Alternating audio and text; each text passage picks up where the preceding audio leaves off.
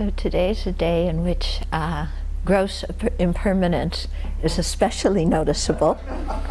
Those of you who are leaving will experience it one way as you leave the Abbey to return to wherever you're going. And those of us at the Abbey experience it in another way, in the lack of you.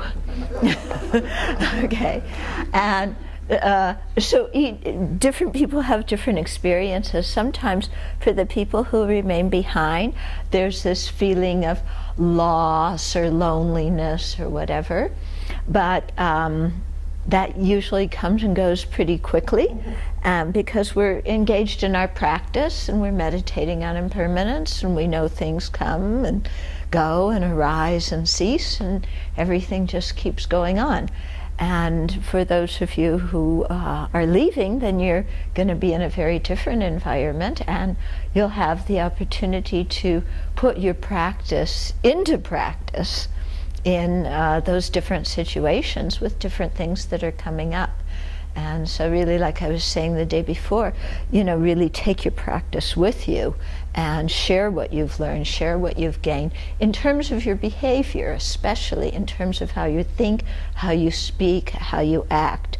You don't need to tell everybody everything, do that just with select people. But in terms of who you are as a person, what you give, just who you are. I think that's often the biggest gift that we give to people. We don't have to so much know techniques for this and that and the other thing, but if you just have a kind heart, then people pick up on that, and that makes a big difference to them. Yeah, so I think if you just go with that, plus with your understandings, hopefully a little bit more understanding of how we see impermanent things as permanent, and foul things as pure, and misery, things that are in the nature of dukkha as happiness, things that lack a self as having a self.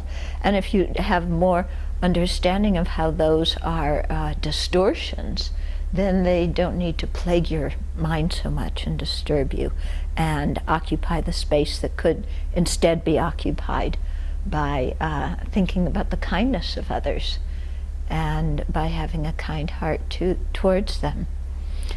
I think the gross change is manifesting also because of what's happening with the building today, and we're having, I think, 5 or 6 concrete trucks and the huge, what do you call, what? Pumper. The pumper, but the boom, yeah, the crane. Having them and more people, and it's a day where all the guys they're really up to, because they've been working very hard the last few months to come to the day today of pouring the concrete in the Foswell, because this is the completion of a phase, that will then allow us to do the framing on the inside and get the trusses and finally the roof. So, and this has to be done on a day where the weather is just not too cold, not too hot. Today happened to be that day. If we waited any longer, it would be too warm. There would be road restrictions. We couldn't get the pump truck and the concrete trucks up. Before it was too cold, we couldn't pour the concrete because then the concrete crystallizes and afterwards it cracks. So we have this little window. And I think it's amazing that it happened to fall on today, which is the big day of gross change in the retreat anyway. So it's quite interesting to me, the kind of coincidence in how this happens.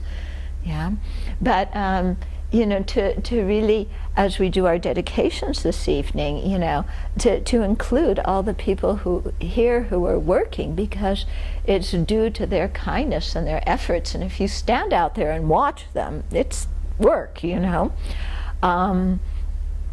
we're going to have a building that we'll be able to use so that we can, have more people and do more Dharma activities and, spread the Dharma, help people purify, help them to create merit, help them to learn the teachings. And so here are these, I just marvel at it, here are these people who are not Buddhists at all, who come here and have the opportunity to create merit because they're working on a project for the Dharma. And of course, the more aware they are of working, then the more and the Dharma, and the more respect they have for it, the more merit they create. But even they don't have any kind of respect, they just come here. They meet us, they hear something about the community, it has some kind of impact on their mind, you know? And it may be the only time they contact the Dharma in this lifetime. So it can, you know, have a strong meaning for them in the end. You know, there's little things that we don't think much of that can affect other people quite a lot. A few days ago I had to call Olympia to talk about our property tax exemption status. And the guy I talked to, he commented, "Oh, I've dealt with so many Buddhist communities, and I've got to say they're all really nice people." You know, and this is the guy, and he, you know, kind of was asking me questions and different things. He really wanted to chat, and it was like, okay, this is his contact with the Dharma for this lifetime, and he has a favorable impression. So hopefully, maybe later this lifetime, maybe future lives, then, you know, he'll encounter the Dharma, he'll have some receptivity and be able to learn.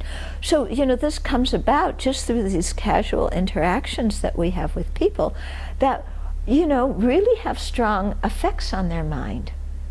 Yeah, and so it's a great opportunity. So, we say hello and goodbye.